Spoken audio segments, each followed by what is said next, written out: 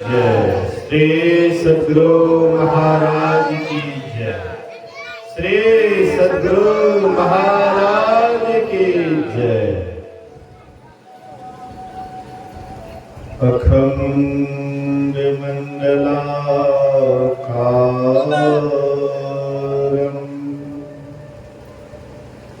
व्याप्तं येन चराचरम् तत्पदं दर्शितं येन तस्मै श्री गुरुवे नमः। धन्य धन्य सद्गुरु सुखदायो महिमा कहे न जाए। जो कुछ कहा तुम्हारी कृपा मोते कछो न बसाए। समवेत समादरणीय सज्जन वृंद, आदरणीय माताओं तथा भक्तिमती बहनों, 2 दिवसीय संतमत सत्संग का आज दूसरे दिन अंतिम पाली सत्संग में अंतिम बात को सुन रहे थे। अंतिम बात क्या है? वह है ईश्वर की भक्ति। जब तक हम आप ईश्वर की भक्ति नहीं करेंगे तब तक हम आपका उद्धार नहीं होने वाला है। संसार में हम कोई भी काम करते हैं उससे हम आपका उद्धार और कल्याण नहीं होता है, लेकिन भक्ति सबसे नहीं हो सकती है। जिनके अंदर में कोई मांग नहीं होता है उसी से भक्ति होती है। मां सबरी भगवान राम से कुछ मांगी, मां सबरी भगवान राम से कुछ भी मांग की, बोले कि हमको ये चाहिए या वो चाहिए। उनके अंदर मांग खत्म हो गया, इसीलिए ईश्वर की प्राप्ति हुई। और जब तक मांग रहेगा तब तक हम ईश्वर को प्राप्त नहीं कर सकते। कबीर साहब ने बड़ा सुंदर कहा है, क्या मांगो कछो फिर न रहाहि, देखत नैन चलियो जग जाए। कबीर साहब कहते क्या मांगो, कुछ भी स्थिर रहने वाला नहीं है। इस आंख से देख रहे हैं कि बहुत संसार में आते हैं और ऐसे ही चले जाते हैं। किसी जगह में है संग के साथी सब पार उतर गए, हम ही रहलो झक मार। मतलब संग के साथ में जो आए थे साथी मेरे चले गए, हम भी चालन हार। कितने हम आपके साथ में खेलते थे वो हमारा साथ छोड़ करके चला गया। एक दिन हम आप भी चले जाएंगे। हमारे दादा थे वे चले गए, दादी वो चली गई, नाना नानी चले गए। उसके बाद भी देख रहे हैं संसार में कि सब चला चली का खेला है। और फिर भी संसार में रह करके अगर हम संसारिक चीज की ही इच्छा करते हैं तो क्या हम परमात्मा को पाने के लिए चाहते हैं? परमात्मा को पाना चाहते हैं, संसार को पाना चाहते हैं। लेकिन आज तक कोई संसार को पा करके तृप्त हुआ क्या? किसी को भी संसार का कितना हो धन दौलत मिल गया, कितना ही सुंदर मकान मिल गया, सुंदरी पत्नी मिल गई, बाल बच्चा मिल गया, क्या वे संतुष्ट हो गए? फिर कबीर साहब उदाहरण देते हैं, अरे तुम साधारण जन को कौन गिने? 1 लाख पूत 1.25 लाख नाती, 1 लाख पूत 1.25 लाख नाती, तारावन की खबर न पाए, क्या मांगूं कछु फिर न रहा है, देखत नैने चलियो जग जाए। 1 लाख पुत्र था, किनको? रावण को। 1.25 लाख नाती। अब नाती से मतलब हम आप ये ना समझें कि रावण के पुत्री का पुत्र। अगर रावण के पुत्री का पुत्र कहते तो 1 लाख पुत्र नहीं कहते, 1 लाख पुत्री कहते। बनारस तरफ पोता को भी नाती ही कहते हैं। उसी के भाषा में, बनारसीय भाषा में कबीर साहब यहाँ पर 1 लाख पुत्र 1.25 लाख नाती, लेकिन तारावन घर दिया न पाते। लेकिन उनके घर में एक दीपक जलाने वाला तक नहीं बचा। सबके सब सत्यानाश हो गए, सबके सब धराशाही हो गए। इसके बाद कबीर साहब कहते हैं, सोने के महल रुपए के छाजा, सोने के महल रुपए के छाजा, छोड़ चले नगरी के राजा। बहुत राजा महाराजा का नाम हम आप सुने होंगे, सुनते होंगे।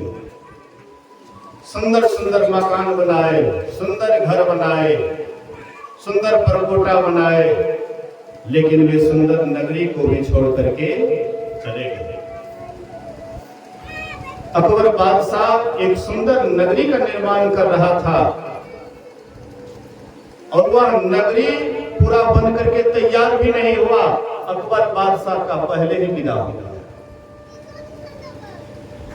विश्व विजेता सिकंदर पूरा देश दुनिया को जीतते हुए आ रहा था, लेकिन भारत आने पर, ऋषि से भेंट होने पर ऋषि ने कहा कि तुम भारत को क्या जीतोगे? अरे तुम्हारी आयु तो बहुत कम है।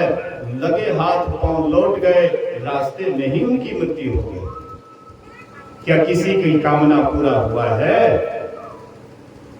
सोने के महल रुपए के छाजा, छोड़ चले नगरी के राजा, क्या मांगूं कछु फिर न रहा है, देखत नैने चलियो जग जाए। अंत में कबीर साहब फैसला सुनाते हैं, कहे कबीर अंत की बारी, कहे कबीर अंत की बारी, हाथ झाड़ी जो चला जुआरी, क्या मांगूं कछु फिर न रहा है, देखत नैने चलियो जग जाए। कबीर साहब कहते हैं, कहे कबीर अंत की बारी। अंत में क्या होगा जानते हो?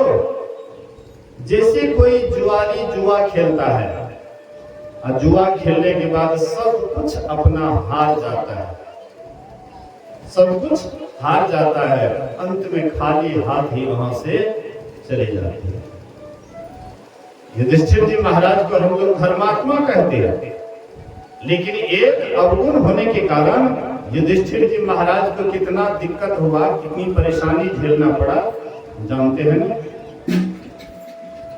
सब बढ़िया गुण था, बड़े पुण्यात्मा थे, दान पुण्य खूब करते थे, ब्राह्मणों को खूब भोजन देते थे, गरीबों की सेवा करते थे, प्रजाओं को बहुत बढ़िया से देखते थे। लेकिन एक अवगुण होने के कारण सारा गुण को घुन के तरह खा गया। इसलिए महापुरुषों ने कहा कि तुम्हारे पास सब गुण हो, लेकिन एक भी अवगुण हो तो वो तुम्हारे सब गुण को भी भस्माभूत कर सकता है, सबको खत्म कर सकता है। वही हुआ ना युधिष्ठिर जी महाराज को, जुआ खेलने का लसन, जुआ खेलने के लिए गया, अपना भी पांचों भाई हार गए, राजपाट हार गया, अंत में द्रौपदी को भी दांव पर लगा दिया, उसको भी हार गए।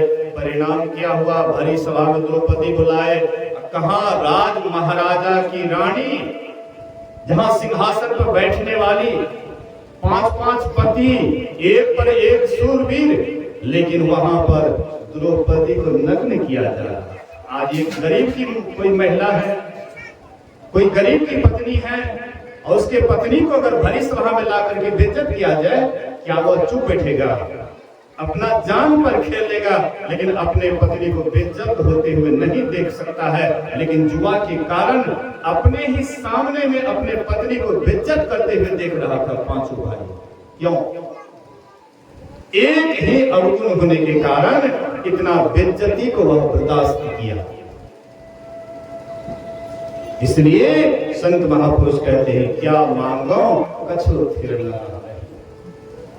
आप देखिएगा दूसरे संप्रदाय में कहते हैं, तुम इससे जुड़ोगे, इतना नाम जपोगे, तुम्हारी मन की कामना पूरी होगी। और संत मत में ये सब बात नहीं बतलाते हैं, तो लोग सोचते हैं कि अगर ऐसे संस्था में जुड़ने से कोनो धन मिलता है, कोनो बेटा बेटी मिलता है, इससे कोई लाभ नहीं होगा। तो हम लाभ किसको कहते हैं? सांसारिक लाभ को ही लाभ कहते हैं। अब बात बाकी जो अपने अंदर में साधना प्रगति होती है, शांति मिलती है, सुकून मिलता है, अमन चैन मिलता है, उसको हम लोग लाभ नहीं कहते। केवल धन से ही, धन के ही लाभ से अगर लाभ होता तो धनी आदमी आज तक दुखी नहीं होते। लेकिन धनी से बढ़ करके दुखी संसार में और कोई नहीं है। अमेरिका सबसे बड़ा धनवान है, लेकिन अमेरिका से दुखी संसार में और कोई देश नहीं है।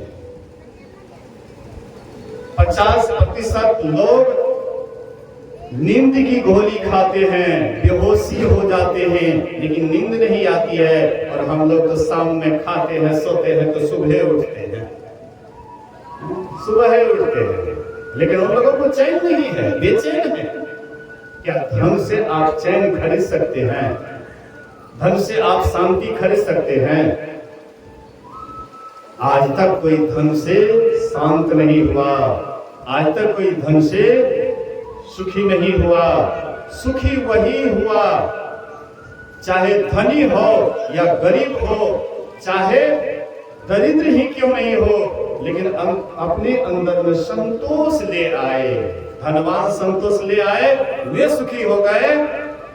गरीब संतोष ले आए, वे सुखी हो गए। मन में संतुष्ट होकर के परमात्मा को भजे, वही परमात्मा को प्राप्त किए और वही परम सुखी हुआ। अब बात बाकी संसार में कोई भी संसार में कहने वाला नहीं हुआ कि हम धन से सुखी हो गए, या हम सुंदर मकान से सुंदर हो गए सुखी हो गए, या हम सुंदरी पत्नी को पा करके सुखी हो गए, या सुंदर बेटे को पा करके हम सुखी हो गए।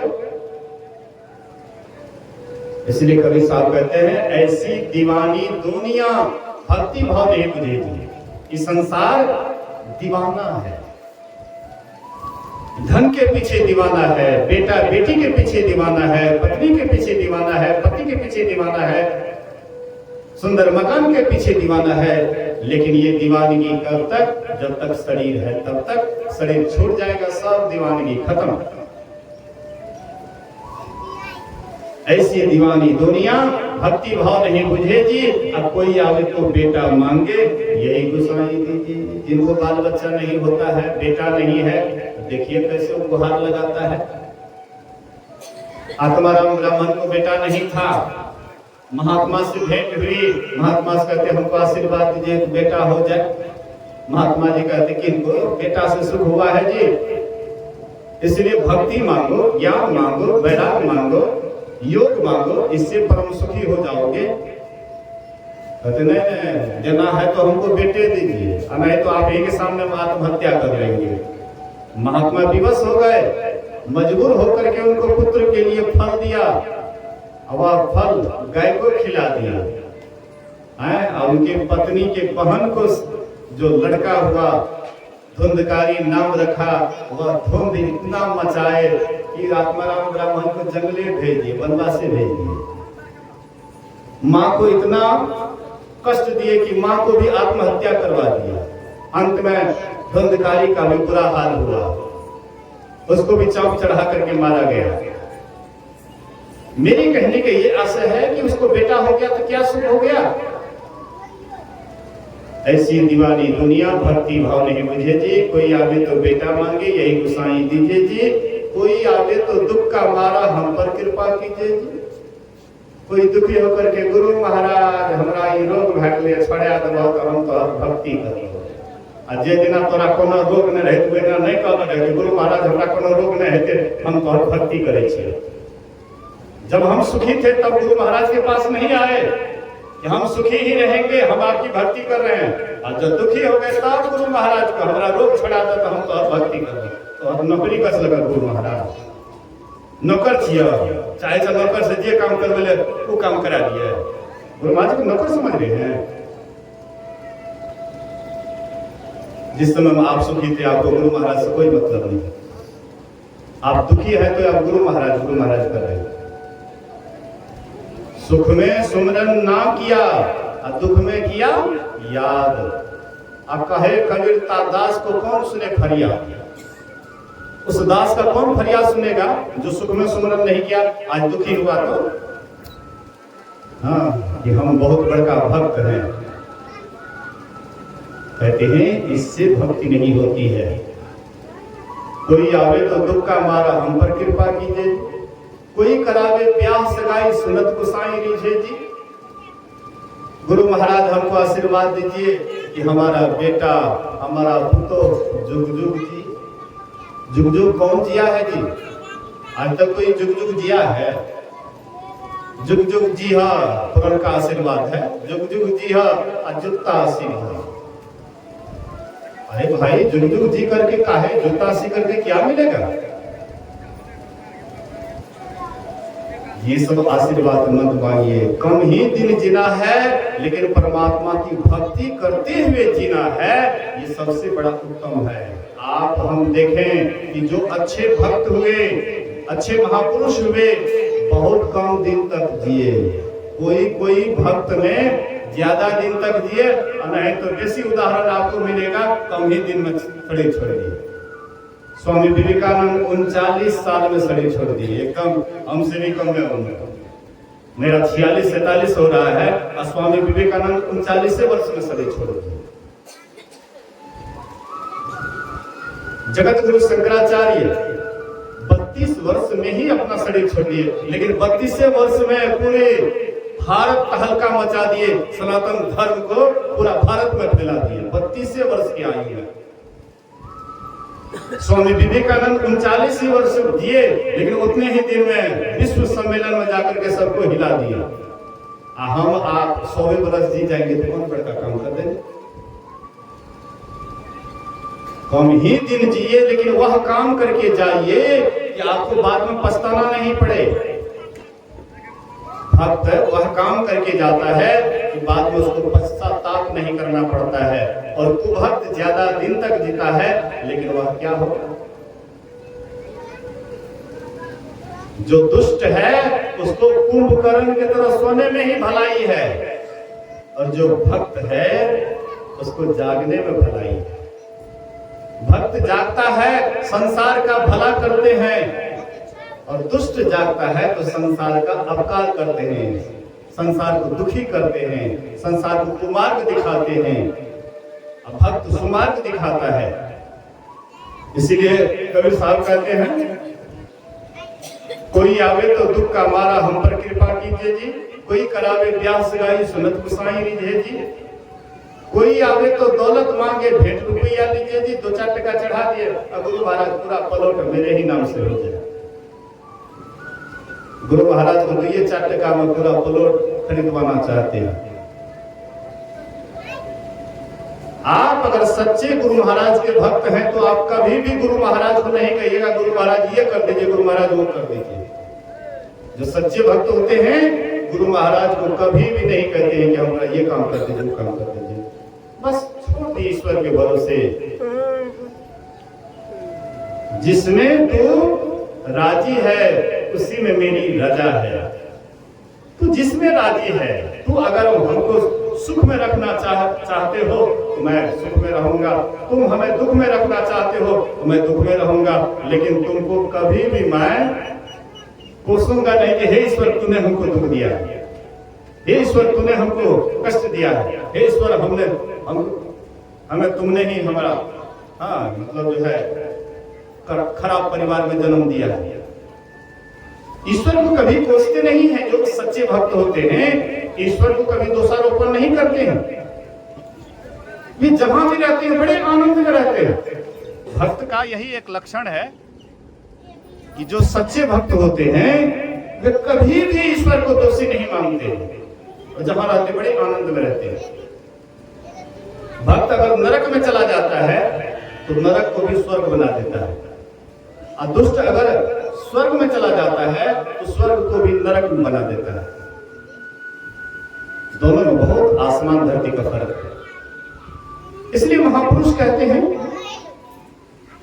कोई आवे तो दौलत मांगे भेंट रुपया लीजिए जी, साचे का कोई ग्राहक नहीं। कबीर साहब कहते हैं सच्चे का कोई ग्राहक नहीं है, परमात्मा का कोई ग्राहक नहीं है, भक्ति का कोई ग्राहक नहीं है, ईश्वर प्राप्ति के मार्ग का कोई ग्राहक नहीं है। साचे का कोई ग्राहक नहीं, झूठे जगतपति जी कहे कबीर सुनो भाई साधो, अंधों को क्या कीजिए जी, कहते हैं सब अंधा है। जो भक्ति छोड़ करके परमात्मा को छोड़ करके संसारिक वस्तु के लिए पागल है, कहते सब अंधा ही अंधा है, बिना आंख का। अंधे आदमी को क्या कीजिएगा, अंधा आदमी क्या करेगा, जो नहीं मांगेगा वही मांगेगा। 4 अंधा था, बोलिए श्री सदगुरु। 4 अंधा था, उसके मन में हुआ हाथी देखने का, तो आंख तो था नहीं कि हाथी को देखते। उन्होंने कहा कि हम भी हाथी को देखना चाहते हैं। भाई आंख नहीं है तो कैसे, तो हाथी को लाया गया और चारों अंधा को अलग अलग अंग का स्पर्श कराया गया। कोई हाथी के पैर को छुआ, उन्होंने कहा हाथी स्तंभ के समान होता है।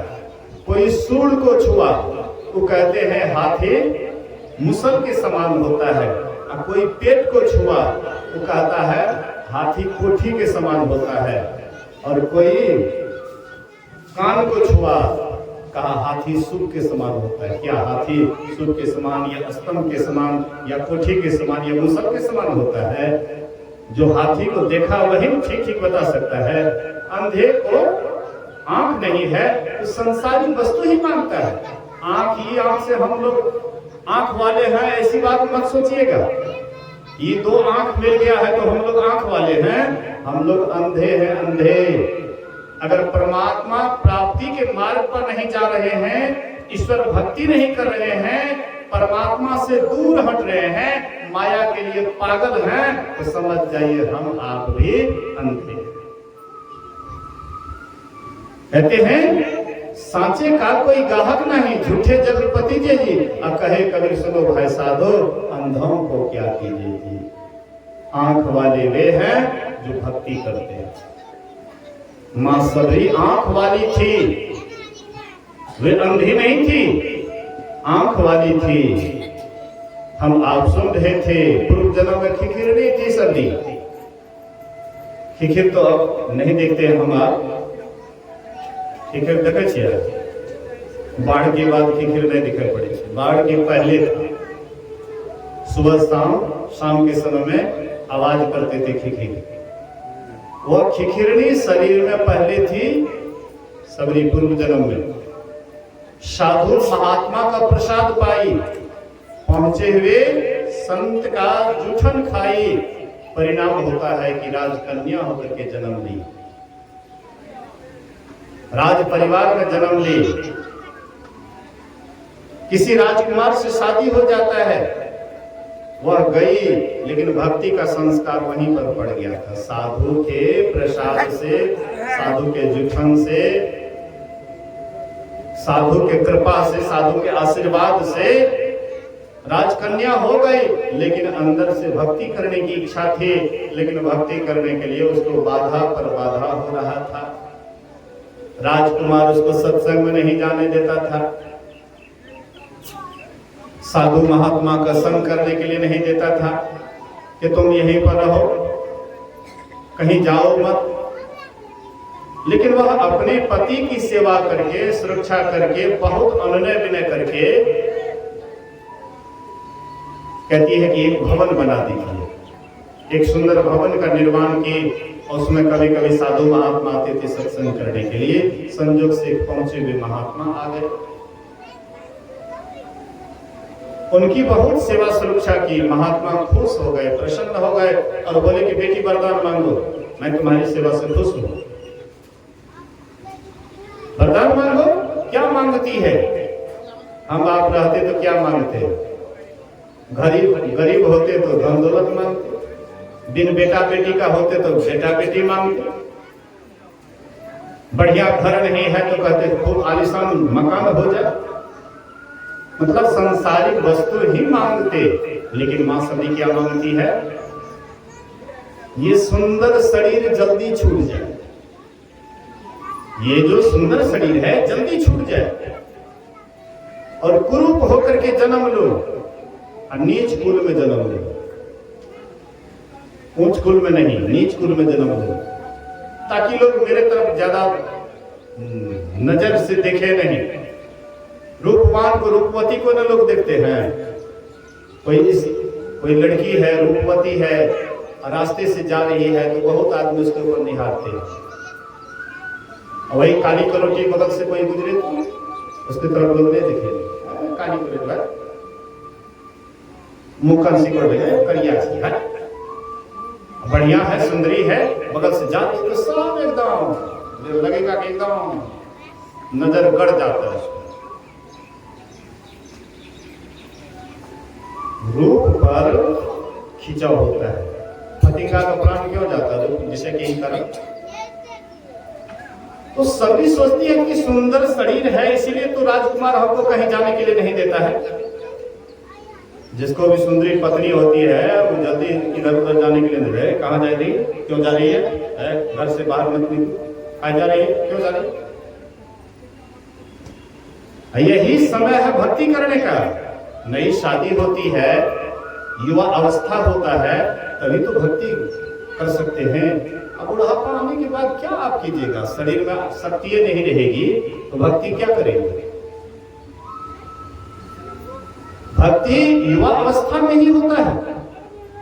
जैसे संसार के संपत्ति या सांसारिक व्यवस्था युवा अवस्था में ही करते हैं। कमाना, खाना, नौकरी करना, अधिक से अधिक पैसे कमाना, ये कब करते हैं? युवा अवस्था में ही तो करते हैं। अभी देखिए एक नौजवान पढ़ लिख करके नौकरी के लिए जो है पूरा प्रदर्शन कर रहे हैं, नौकरी के लिए पागल बने हुए हैं, पैसे के लिए पागल बने हुए हैं। तो जैसे हम युवा अवस्था में सांसारिक धन संपत्ति के लिए दिन रात पगला जाते हैं, पागल हो जाते हैं, इसी तरह से परमात्मा की भक्ति भी इस युवा अवस्था में ही होता है। लेकिन वह राजकुमारी से भक्ति करने के लिए उसको मना करते थे, साधु संतों के संग में जाने से मना करते थे। इसीलिए महात्मा से मांगी कि सुंदर शरीर छूट जाए, कुरूपा होकर के जन्म लो नीच कुल में। महात्मा जी कहते हैं कि तुम हमारी सेवा की है, हम तुम्हारी सेवा से खुश हैं, तो हम तुमको आशीर्वाद देना चाहते, तुम हमसे श्राप मांगती है। अरे तुम हमारी सेवा से हम खुश हैं तो कोई आशीर्वाद मांगो ना, ये तो श्राप में हुआ, हम श्राप तुमको कैसे दे सकते हैं? बोले कि बाबा मेरे लिए यही आशीर्वाद है। अच्छा बेटी, अगर तुमको इसी में सुख लगता है तो मैं तुम्हें यही आशीर्वाद करता हूं। आशीर्वाद दिए, सुंदर शरीर छूट गया कुछ दिनों के बाद, कुरूपा होकर के मुसहर के यहाँ जन्म लिए, बड़ी हुई शादी के योग्य, तो माँ बाप के सामने में पुत्री चाहे कुरूपनी ही क्यों नहीं हो, लेकिन माँ बाप के मन में होता किसी तरह से इसको शादी कर दिया। उनको भी किसी तरह से फुसला उसला करके लाए एक लड़का को, रात में शादी कर दिए, सुबह में विदा कर दिए। रास्ते से जा रहे थे, जोर से हवा चलती है, घूंघट उघड़ जाता है, उसका पति देखते हैं, अरे ये भूतनी को ले जाकर के क्या करूंगा, चुड़ैल को ले जाकर के क्या करूंगा, इसको देख करके बच्चे लोग डरेंगे। किसी तरह से ये भूतनी से पीछा छूट जाए।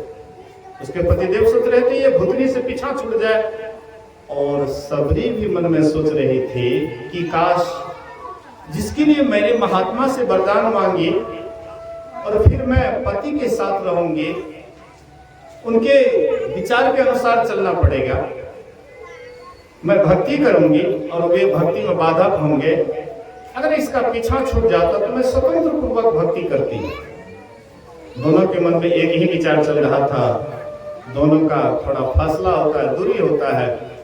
उसका पतिदेव छोड़ छाड़ करके भाग गए। सबरी भी चैन की सांस ली, भले अच्छा हुआ पतिदेव भाग गए। अब पतिदेव भाग गए तो मैं क्या करूंगी, तो इसी जंगल में रह करके भगवान की आराधना करूंगी, लेकिन बिना सीखे तो कोई काम नहीं होता है, प्रत्येक काम सीख करके होता है। इसलिए कैसे गुरु मिले ताकि हमको ये सही रास्ता बता दे। तो किसी आश्रम में ये जाकर के सेवा सुरक्षा, रात में जाकर के सेवा सुरक्षा करती थी, जब सो जाते थे सब जाती थी चुपचाप सेवा करके, क्योंकि छुआछूत की भी भावना थी पहले। कौन है जी, भाग यहाँ से। बोलिए श्री सद्गुरु। छुआछूत की भावना थी, इसलिए वह छिप करके रात को 12 बजे आती थी, चौका चौल्हा सब कुछ करके चुपचाप चली जाती थी। 2-2:30 बजते महात्मा लोग देखते कि कौन आकर के सेवा कर जाते हैं, अपने गुरुदेव से शिकायत की। मतंग ऋषि कहते हैं कि पहरा करो। एक शिष्य पहरा दे रहे थे रात में जाग करके, जैसे सबरी आई सेवा सुरक्षा करने लगी तो पकड़ के ले गए। बोले कि यही आती थी सेवा करके चली जाती थी।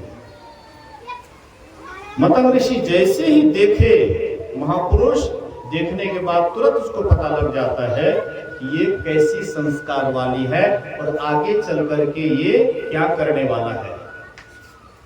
रामकृष्ण को जब स्वामी विवेकानंद मिले थे तो बहुत टकटकी लगा करके देखे थे।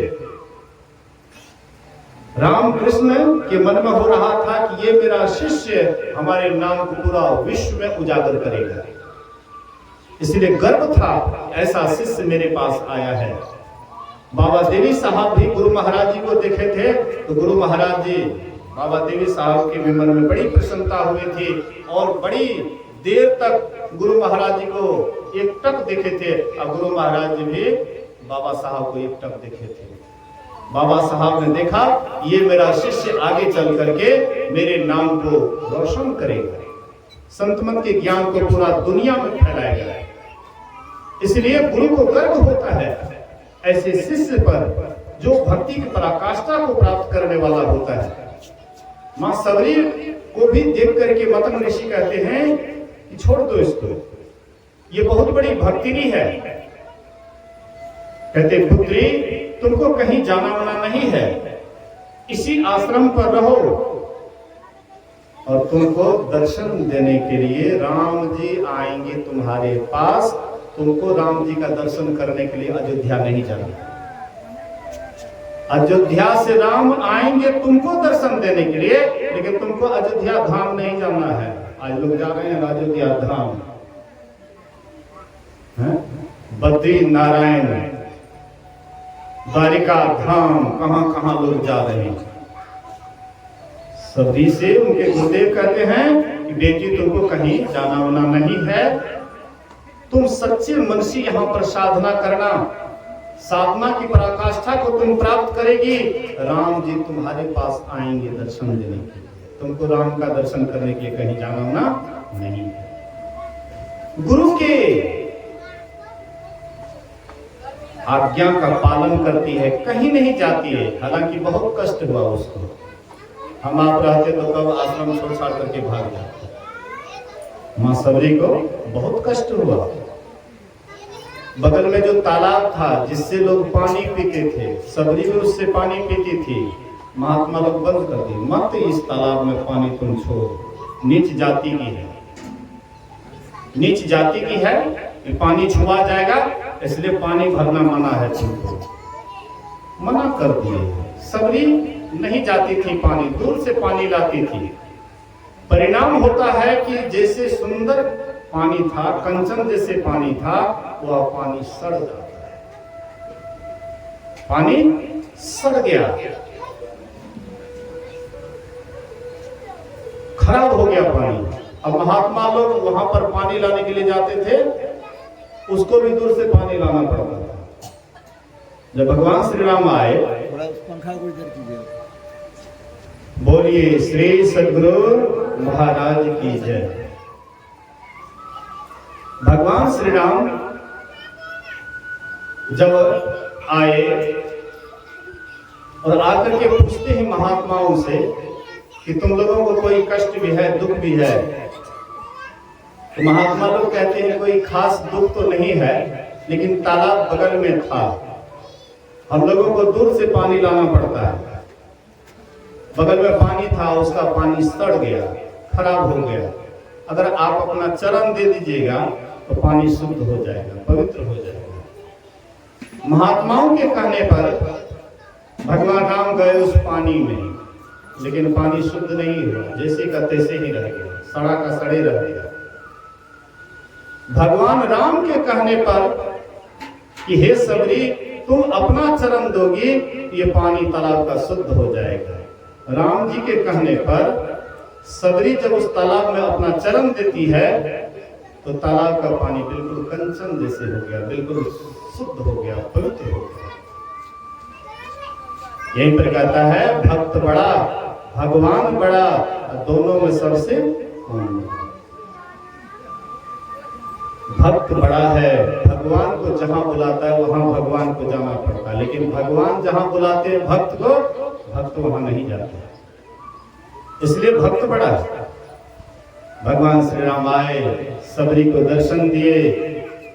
कहते हैं सबरी, मां सबरी कहती है हे विधि स्तुति करो तुम्हारी। मैं आपकी स्तुति किस तरह से करूं? मैं जाति की भिलनी और भारी जड़ बुद्धि वाली हूं, मैं आपकी स्तुति किस तरह से करूं? भगवान राम कहते हैं सुनो, कह रघुपति सुनु भामिनी बाता, मानव एक भगति करनाता। हे भामिनी, हे सुंदरी, मेरी बात सुनो।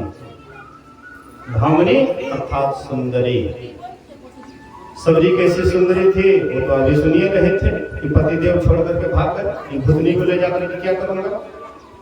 लेकिन भगवान श्री राम फिर भी सुंदरी कह रहे हैं, तो भगवान श्री राम झूठ बोलते हैं क्या? अब भगवान राम ही झूठ बोलते हैं तो सत्य कौन बोलने वाले? भगवान राम बाहरी सुंदरता को नहीं देखते हैं, भगवान श्री राम आंतरिक सुंदरता को देखते हैं कि भीतर से ये कैसी है, अंतःकरण इनका कितना पवित्र है।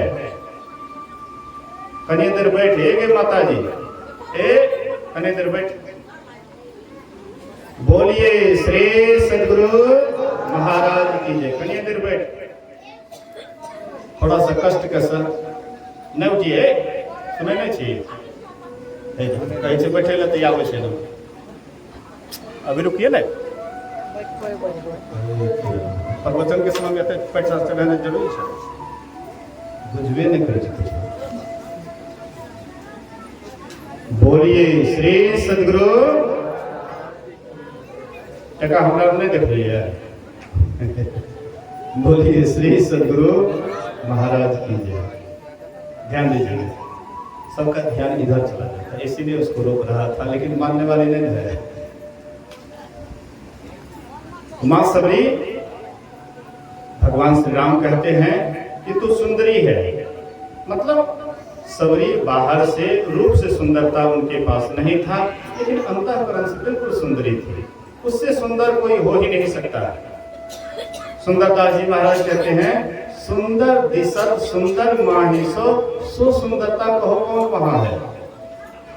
जो भीतर से सुंदर है असल में वही सुंदर है, बाहर से सुंदर तो एक वेश्या भी कहलाती है, लेकिन पर पुरुष पर ही आशा रखती है, क्या वो सुंदरी है। भगवान राम कहते हैं मैं तुमको 9 प्रकार की भक्ति कहता हूँ, सावधान होकर के सुन और मन में धारण कर। प्रथम भक्ति संतों का संग, दूसरी भक्ति मेरी कथा की चर्चा में प्रेम, तीसरी भक्ति अमान होकर के गुरु के चरण कमलों की सेवा करने, चौथी भक्ति मेरे गुणों का गान करना, पांचवी भक्ति मंत्र जाप करना दृढ़ता पूर्वक, यही वेद में प्रसिद्ध है। छठी भक्ति इंद्रियों का दमन करना, छठदम शील विरति बहुकर्मा, निरत निरंतर सज्जन धर्मा। इंद्रियों का दमन कैसे होगा, हम आप अभी बोलिए श्री सदगुरु महाराज की जय। हम आप देखते हैं घर में बिजली है और वहां पर MBC होता है, मेन स्विच होता है। मेन स्विच जब ऑन होता है तो जितने भी इधर के यंत्र हैं, पंखा है, बल्ब है, हीटर है या और भी यंत्र हैं, जैसे ऑन होता है तो सब यंत्र काम करने लग जाता है, लेकिन जब मेन स्विच को ऑफ कर दीजिए तो सारा यंत्र ठप पड़ जाता है। इसी तरह से हम आपके पास में भी यहाँ पर आज्ञा चक्र के पास मेन स्विच है। जब हम आप नींद में जाते हैं तो यह स्विच ऑफ हो जाता है। तो आंख है लेकिन आंख देखने का काम नहीं करता है, कान है सुनने का काम नहीं करता है, नाक है गंध नहीं लेता है, जीभ है रसास्वादन नहीं करता है, चमड़ा है स्पर्श नहीं करता है। मान लीजिए कि हम आप रात में सोते समय में नीम का पत्ता लेकर के मुंह में सोए, जिसको दांत दर्द होता है ना, तो रात में नीम का पत्ता लेकर के सोइए, धीरे धीरे दांत दर्द खत्म हो जाएगा। कोई जड़ी बूटी अलग से कुछ नहीं करना है, केवल कोमल पत्ता 4-5 पत्ता मुंह में रख लीजिए, जिसको दांत दर्द है, रात में सो जाइए। भिनसर में जब नींद टूटे चबा करके उसको खा जाइए, दांत दर्द बिना दवा का ठीक। तो रात में हम आप जब सोने के लिए चले तो मुंह में नीम का पत्ता ले लिए, और जब सपना में गए तो हम सपना रहे कि मिश्री का ढेला चबा रहे हैं, तो उसमें स्वाद किसका आएगा? नीम के पत्ते का, मिश्री का ढेले का। जिस समय में आप सपना जो देखिएगा तो वही चीज उसी का स्वाद आता है। सपना में जो देखते हैं वही सत्य बुझाता है। तो कहते हैं कि हम आप अभी मेन स्विच ऑन है तो संसार का सब काम कर रहे हैं, यही ऑफ हो जाता है तो सब इंद्रियां रहते हुए भी कोई इंद्रियां काम नहीं करती है। संत महात्मा कहते यही जो अभी हम जागृत अवस्था में है, जागृत अवस्था में साधना होती है। ना तो सपना में साधना हो सकती है, ना गहरी नींद में तो बेहोश हो जाते हैं, उसमें तो कोई होश नहीं रहता है। यही है साधना में ऊपर चढ़ने का जागृत अवस्था। जागृत स्वप्ने तथा जीवो गच्छते पुनः नेत्रस्थम जागृतम विद्यात् कंठे स्वप्नम समाविशे सुषुप्तम हृदयस्थम तो मुद्रे संस्थितम। जब हम 3 अवस्था से ऊपर जाते हैं, चौथी अवस्था में तुरीय अवस्था में जाते हैं, तो ये 3 अवस्था से हम ऊपर उड़ जाते हैं। तब हम आप ये संसार में जो अभी सपना देखते हैं, बेटा बेटी धन दौलत, ये सब सपना बुझाता है तब जब हम आप अंदर से जगते हैं। 3 अवस्था से ऊपर उठ जाते हैं, चौथी अवस्था में, तब ये स्वप्नवत हो जाता है। यही जग जामिनी जागहि जोगी, परमारथी प्रपंच वियोगी। योगी लोग जब जगते हैं उनको ये संसार प्रपंच बुझाता है, झूठा बुझाता है, असत्य बुझाता है। जेहि जाने जग जाई हेराई, जागत जथा स्वप्न भ्रम जाई। जब तक जगिएगा नहीं तो ये भ्रम दूर नहीं होगा। इसलिए कहते हैं ये छठी भक्ति इंद्रियों का दमन। जैसे इंद्रियों का दमन होगा आप ऊपर उठ जाएंगे। फिर आपसे कोई गलती होगी कैसे? जब आप ऊपर उठ जाएंगे। अनहरिया में रहेंगे तो कितनों बढ़िया से बोल लीजिए, कितनों बढ़िया सुना दीजिए, सुन लीजिए। अनहरिया में रहिएगा तो कुछ ना कुछ गलती होती रहेगी। काजल के कोठरी में कितना हो जतन करे, काजल का दाग भाई लागे ही लगे। ये अंधकार में रहिएगा तो इसको काजल की कोठरी कहा है। और यहाँ पर नहीं चाहते हुए भी आपसे गलती हो जाएगी। चाहेंगे कि नहीं हमसे गलती नहीं हो, लेकिन फिर भी कुछ ना कुछ गलती हो जाएगी। कुछ ना कुछ पाप, कुछ ना कुछ पुण्य होगा ही। अंधकार का जो स्वभाव है वह होगा ही। आप प्रकाश में चले जाइए तब आपसे कोई गलती नहीं होगी। प्रकाश में जो आपको ज्ञान होगा वो असली ज्ञान है। अंधरिया का ज्ञान ही नकली ज्ञान है। प्रकाश में जाने के बाद तब आप क्या है, सत्य क्या है, असत्य क्या है, तब सही आपको पता लगता है। अभी हम अंधकार में हैं, जो नहीं लेने का सो भी लेते हैं, जो नहीं करने का वो भी करते हैं। अंधरिया का नियम है। इसलिए अंधकार से प्रकाश में चलिएगा तो वहां पर आपके पास सही ज्ञान होगा। वही ज्ञान में आपसे कोई जल्दी गलती नहीं होगी। महर्षि शाही स्वामी जी महाराज कहते थे कि अपने देश की पढ़ाई की, विदेश में जाकर के विदेश की पढ़ाई की, वहां से आते हो, बोलते हो झूठ, लेते हो घूस, क्या यही ज्ञानियों का काम है? ज्ञानी कभी झूठ बोलेगा? ज्ञानी कभी चोरी नशा हिंसा व्यभिचार करेगा? आपके पास में सुंदर भोजन कोई परोस करके दे दिए, 56 प्रकार का व्यंजन, और वही अपने ही भोजन में अपने से ही अगर विष मिला रहे हैं, आपको कौन ज्ञानी कहेगा? आप ज्ञानी हैं। अपने ही भोजन में अपने से विष मिला रहे हैं। विषय क्या है? विष के समान। विषय हम एक ही तरह से लेते हैं।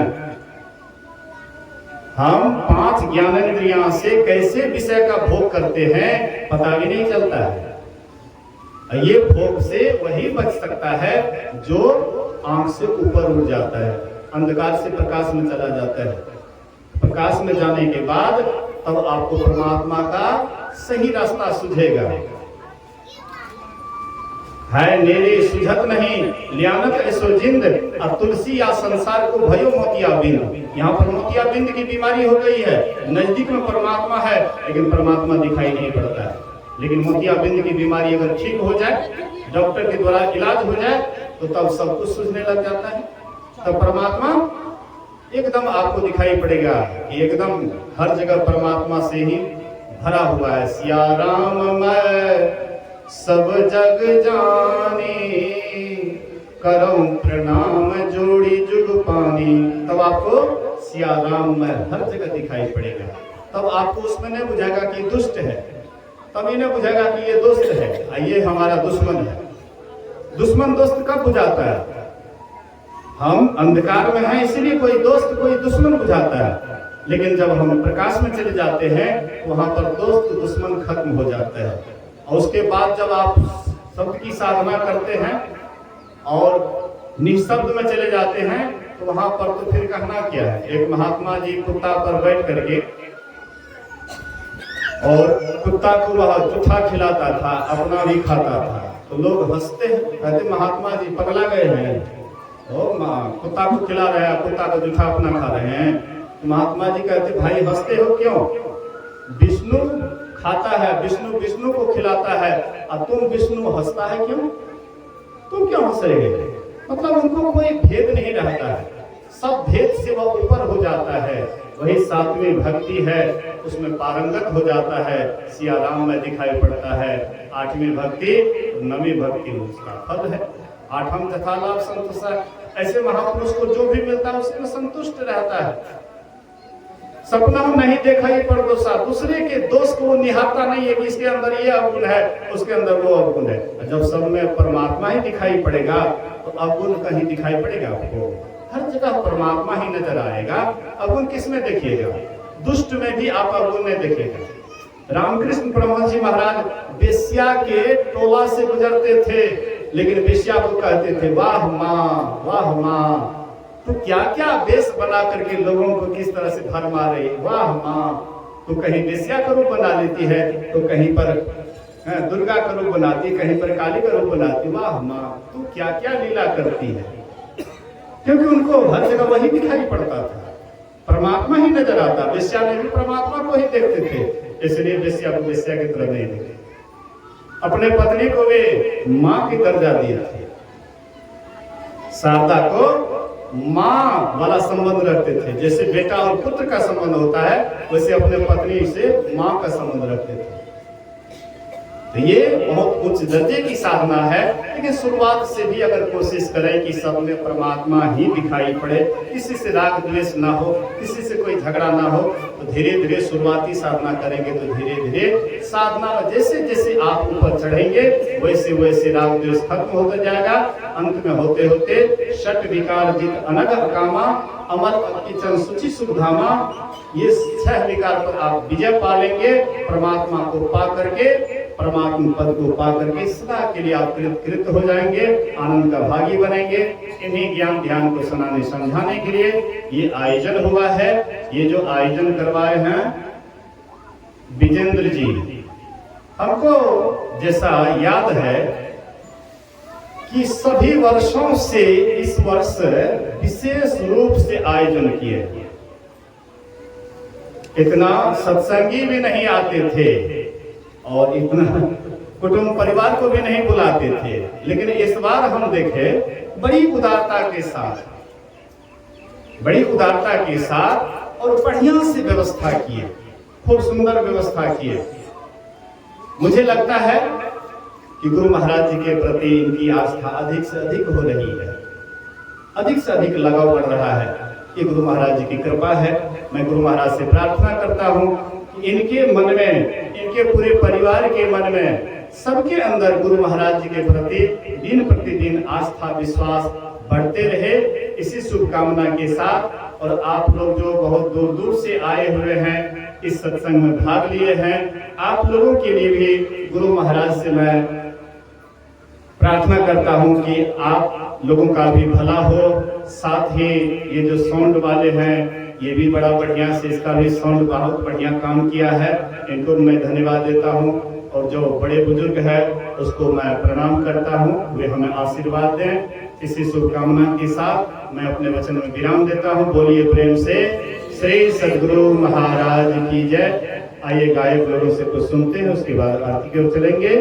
श्री सद्गुरु महाराज की जय।